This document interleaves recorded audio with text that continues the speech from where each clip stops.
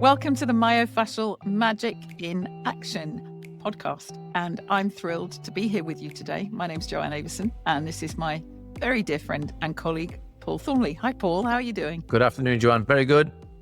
Enjoying the summer sunshine, as usual. It's good afternoon in your world. It's good morning in mine. Isn't it fabulous that we get to work all over the world with so many people? I just love it. Yeah, the time zones are irrelevant now. It's very good. Seriously, I think we're almost around the clock, 24 hours, aren't we? One way and another. Indeed. Anyway, we have a very keen question from one of our listeners that we thought we'd answer today. There'll be kind of different aspects of it, but it's a pretty key thing, and that is breathing. Is the diaphragm the primary muscle of breathing? Was the question that we were asked. Now, the person that asked this is somebody who's very interested in singing. And always, it's a big discussion in yoga because we do a lot of stuff around pranayama, a lot of breathing techniques. And there's very popular breath work with famous people like Wim Hof and doing all these extreme things to improve breath and transform breath. And I'm always very fascinated by this subject because as a practitioner, and I don't know if you share this with me, Paul, I meet so many people who literally aren't breathing very well in present time. And since we can manage, I think it's about 3 weeks without food, 3 days without water, but 3 minutes without oxygen, I think it behoves us all to stop worrying about the hows and the techniques and the what have yous and move into our proprioceptive awareness of optimizing breath. But that's a big ask because I think we've lost an instinct. What do you think? I don't think people value it. It doesn't come with a tag. It doesn't come with a personal best. It doesn't come with some sort of challenge. But if you go find yourself in any sense of dysfunction or pain or limitation, one of the very first things your therapist will ask you, let's assess your breath.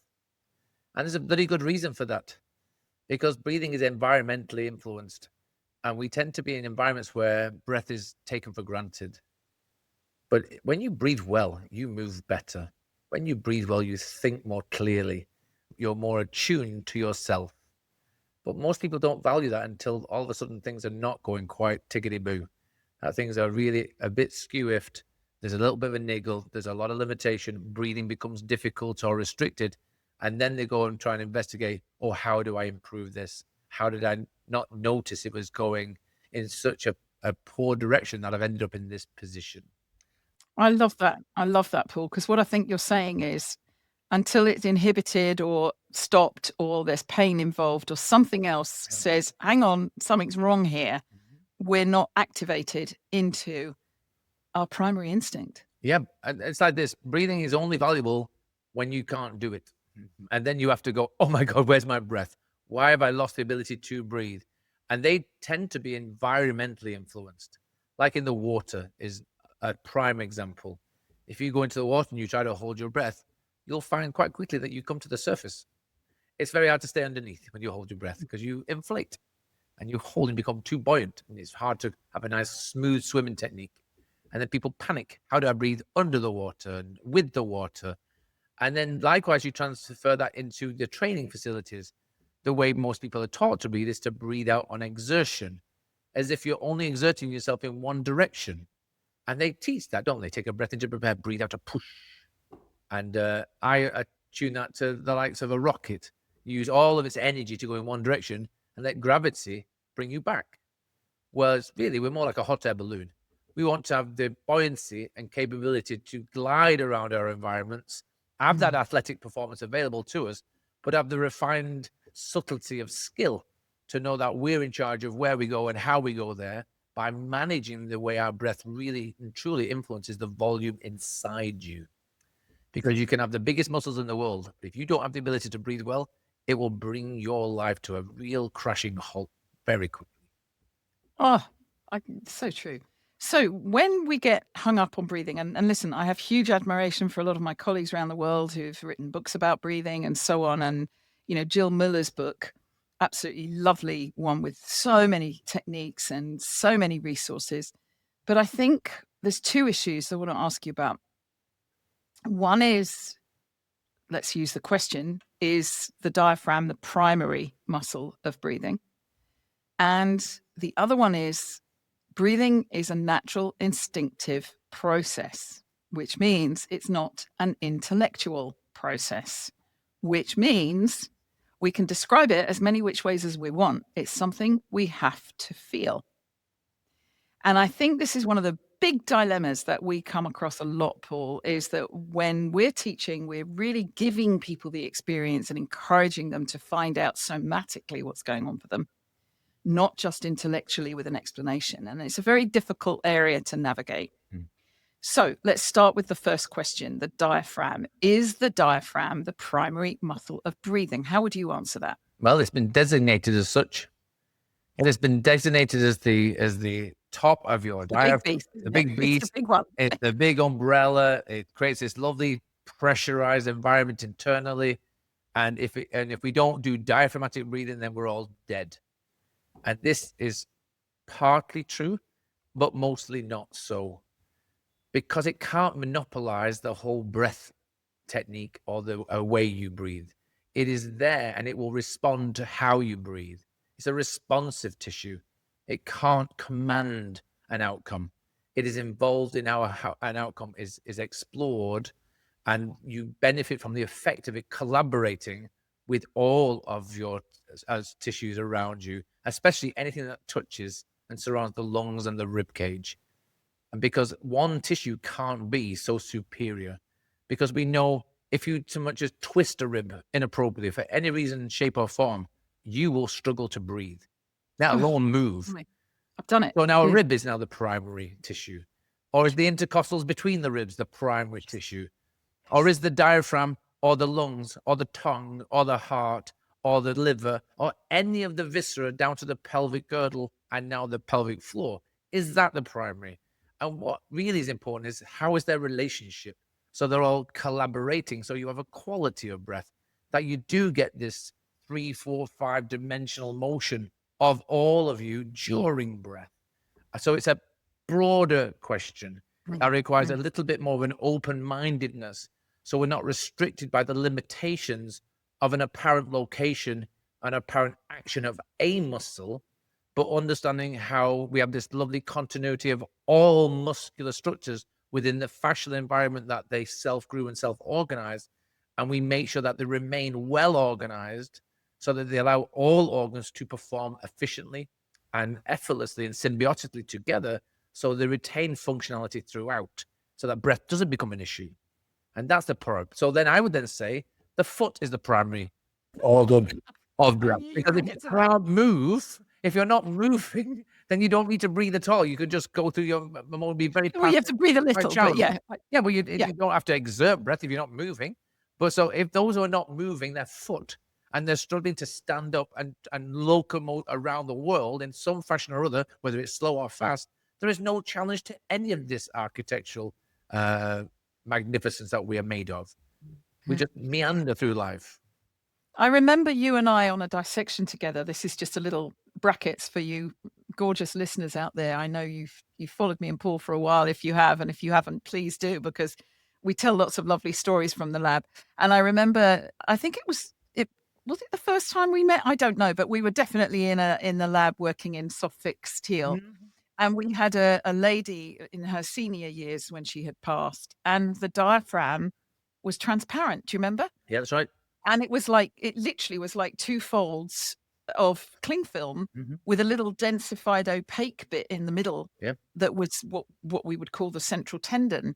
And there were little dots of red so-called muscle proteins, but it's so obviously you'd call it a myofascial structure, because muscle doesn't exist without fascia, guys, in the human body. You just have to know that. Tom Myers called it hamburger when it's separated. So there's no such thing as a muscle as either an individual unit that isn't connected to everything else, or that isn't infiltrated. It's not just wrapped in fascia, it's infiltrated with fascia. But we talk about the diaphragm as a breathing muscle, but it was actually, this diaphragm was a tensioned sheath with very little muscle protein in it, and yet it had breathed her for decades. I mean, she was in Yeah. her 80s. She managed her And life with like the skin of a drum. it was, wasn't it? Mm. And that's the reality of what we're talking about. So when people see the artistic impression or the dissection of a very, very fixed formaldehyde cadaver, which you can then separate because everything is dehydrated, and you can start to create separation and individualization of certain things within certain Mm. locations, then you Mm. can start to define, okay, this is the fascial envelope of a particular muscular structure. Let's call it the diaphragm. Then we can see the diaphragmatic tissue above, depending on the quality of life that they've had and the activation. Will there be lots of muscular fibers there or very few? In this particular instance, there was almost zero. She literally almost had zero muscular fibers anywhere infused with this fascial surrounding that it would live within. And this is the difference, right? When you actually talk about it in reality, how you use something depends how it will ultimately develop and thrive within you. So if you have a very vibrant tissue that is constantly resynthesizing, it's being re-energized, it's becoming very vibrant, then you're going to maintain that quality of muscular and fascial environment so they harmonize in motion so you can move more Absolutely. efficiently. But when we lose that, and that's why I say the primary muscle of breathing is your ability to walk. The moment your ability to walk is compromised for any reason at all, everything Mm. is compromised in throughout the whole body. Absolutely. And I think what we can say is also that it isn't about, for me anyway, the big, heavy breathing exercises to activate and do a personal best and all of that. Yes, all of that can be done, but we do have to expand into how we form that diaphragm. And I think Yeah. the gift of the dissection we did this summer, and I've never seen anything like it, was absolutely stunning. And I know this is something that John Sharkey has talked about many, many times, but I'd never quite seen it like this, Mhm. was the complete continuity of the pericardial sac Yes. with the diaphragm, that it was wrapped, spirals underneath, continuous with the diaphragm, Mm. that was then continuous with all that was beneath it. And that sheer level of continuity that we don't think of. We think of it as a separate arcing, as you said, you use the word umbrella, and that there's so many beautiful micro movements that you can do to enhance that Yeah. diaphragmatic efficiency. You can't think your way into it. You literally can't. And all the reflexologists out there who talk about the foot being a map of the whole body, that beautiful part of the foot that arches and meets the ground and activates the spiral nature of our gait and all of those things. There's such delicious resonance fields Yeah. through the body that I think when we get stuck on one muscle, as you said, as the primary muscle of breathing, we're in Well, trouble. let's call it what it is. Let's give it an imagery and an analogy that people will recognize. It looks like a parachute. Mm, It looks like the canopy of a parachute. And yeah. parachutes are really useful if they have some relationship to the thing they're trying to stop falling. If it's just a parachute, then it's just cloth. It has got no relationship to do anything with the environment it's in to be actually perform as a parachute can. It needs Yeah. guide wires that must come under tension because there's something going in one direction, which is creating an equal opposite reaction the other way. That's what Yeah. tensions it. That's what gives it that vibrancy to respond under those forces. We call that your iliopsoas group. Your psoas major is your diaphragmatic tensioners because of the relationship into that visceral relationship right into the diaphragmatic curtain. So that means your legs must move because otherwise they don't tension the psoas in an Exactly. appropriate way where the diaphragm gets to move in opposition to the motion of your legs. So it behaves the way we would like it to archetypally behave. So it's rhythmic, it has a rhythm to it. This notion that your diaphragm comes down is a mistake. It can't come down because of the way its relationship to the ribs and the cavity of the rib cage. It's on the inside. It's up near the fifth rib, which means it goes outward as the ribs expand. If they expand at all, it can only be tensioned outwardly. We don't want the diaphragm to come down and collapse, which is why it has that lovely central tendon to create a sense of pulling upwards, but a sense of relationship to the ribs to go outward. And it's that outward pressure that may or may not create an appropriate downward pressure to influence how the organs perform. Like your liver needs to have compression from all directions so it can milk itself, so it can then revolumize to then go through more filtration system within the liver. But without that downward pressure, it doesn't get to do that. And so it plays a whole lot more functions than just being able to breathe and why breathing is important. It makes sure that it's part of this systematic systems within the various organs that must all collaborate together so that one doesn't get overwhelmed by the lack of functionality of another one. And this is why Absolutely it's so brilliant. important. Brilliant. So, besides the fact that the diaphragm is part of a suite of tissues, Really? I absolutely love what you said about the psoas and the walking. And of course, there are some people that can't walk, and we respect that, but that doesn't change the fact that the legs and the way the feet move actually are like tensioners. And if you think of your lovely parachute analogy, Mm-hmm. it's almost as if you've got your tissues form a kind of a stirrup, isn't it? That you can guide and steer the parachute. And there's absolutely no question, even if somebody is confined to sitting, that they can improve and make variable Of course. their breath regulation and their ability to improve Yes. the quality of all the impact the breath has on physiology, on digestion, on relaxation. Don't you think it's a key to relaxation? Well, the key to relaxation is not to be overwhelmed and stressed by not being able to relax, right? So the anxiety of not being able to calm, to have stillness, to always be too overthinking, often creates a lot of breathing dysfunction, or it comes because of breathing dysfunction. So yes, walking, of course, some people do have limitation to walking and behaving certain ways, and we can always improve breath. But remember what you just said, that stirrup effect where you're focused on how you steer and change direction. That requires the most important element of movement, which is rotation. Without rotation, you can't change direction well. You trip No. over yourselves by not being able to turn or only be able to turn one direction because you have a preference to it. And because of the nature of the thoracic and how it loves to turn, it is round so that it can turn. It's designed to turn, the way the spine works and the ribs and everything. I mean, the vertebrae are all different shapes so Well, that you can turn. exactly. You took the words right out of my mouth. So then, of course, the internal tissue is there to accommodate turning, not restrict it.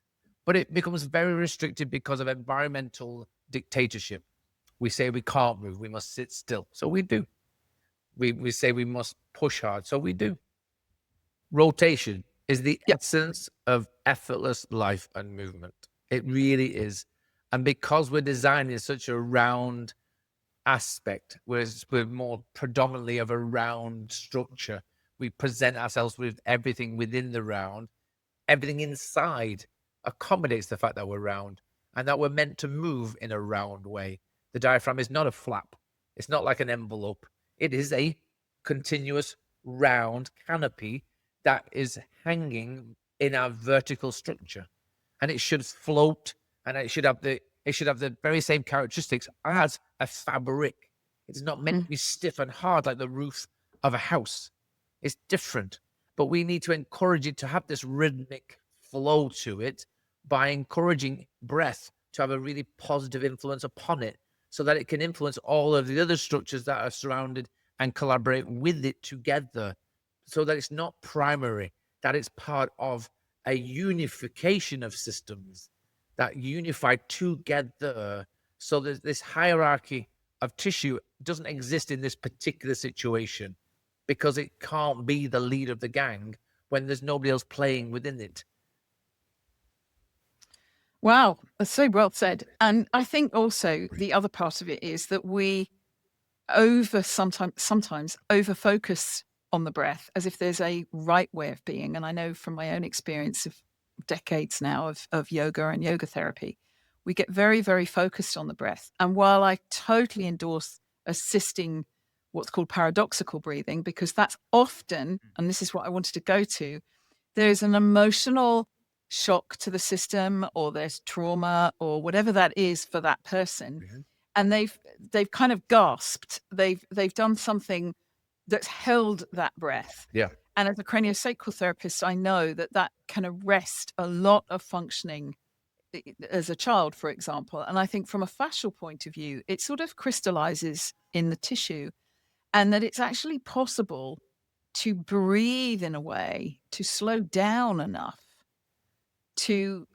almost reintegrate these things so that they can dissolve. I don't mean, I'm not talking about psychoanalysis and, analyzing how the trauma happened and why it happened and when it happened and where it happened and all that. I don't mean all that. I mean simply bringing the breath so that people can slow down a little and use periodically through the day a subtle breathing process. And we've got lots of them on other podcast episodes where I actually even take you through a meditation for the breath. And you can just almost nurture yourself from the inside. Well, you can and give the cultivate. heart a chance. You can cultivate so many things by the variety of ways there are to breathe for you, right? So there's so much easy. There's an easy way to create a sympathetic reaction to breathing, or via breathing, and that's so important because you need to stimulate yourself so you're alert. Likewise, you need to access that parasympathetic effect where you're calming down, you're being more present, you get to that stillness. That is accessed by breathing a particular way. Also, recognizing that your breath has been taken away, whether it was a trauma or it was an excitement. Whether you're in a certain environment where you need to breathe much calmer, not to go into parasympathetic, you need to stay very alert, but you're going to take your breath and you're going to make it very controlled and very slow and very refined so that you're not entering a panic state. So there's 1,000 ways to use breath to your benefit, depending on the environment you find yourself in and the situation that is stimulating a certain response from you that requires you to understand the choice of breath you're going to use to get yourself through that particular situation, be it exciting or be it one of anxiety.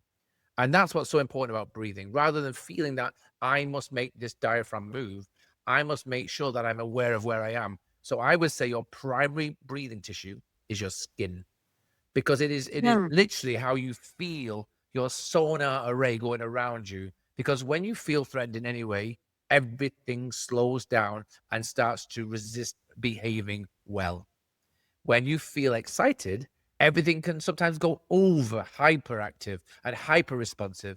So it's trying to find that Goldilocks spot that we spoke about before, where you've got just the right amount of recognition of where you are, that it's not threatening, but it's letting you investigate how you should respond in that particular situation so you can manage it, enjoy it, or get yourself out of it should it be somewhere that you'd rather not be for much longer.